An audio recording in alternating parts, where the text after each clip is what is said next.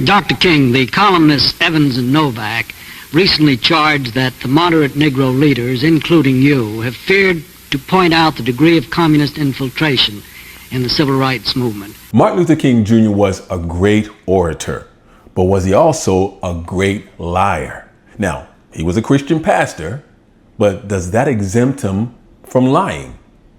But he was also a politician. Actually, he was more of a politician than he was a pastor.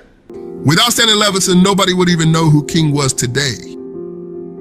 Stanley was very well educated, having earned 2 law degrees, and he was also very well read.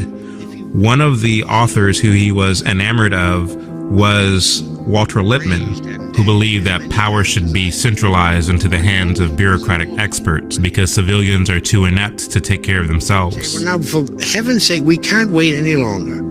I mean, we have the riots and all that. We have worse than that. We have despair and deterioration and so on. Lippmann believed in the use of propaganda to manipulate people into relinquishing their rights to the expert class.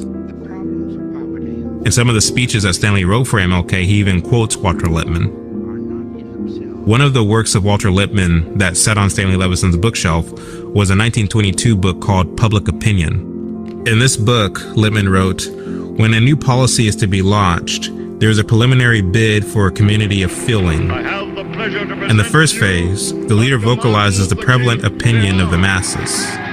He identifies himself with the familiar attitudes of his audience. 50 years ago, sometimes by telling a good story, sometimes by brandishing his patriotism, often by pinching a grievance. The Negro still is not free." Dr. King, the columnists Evans and Novak recently charged that the moderate Negro leaders, including you, have feared to point out the degree of communist infiltration in the civil rights movement.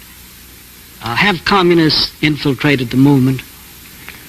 I certainly don't think so, Mr. Spivak, and I would like to vigorously deny that.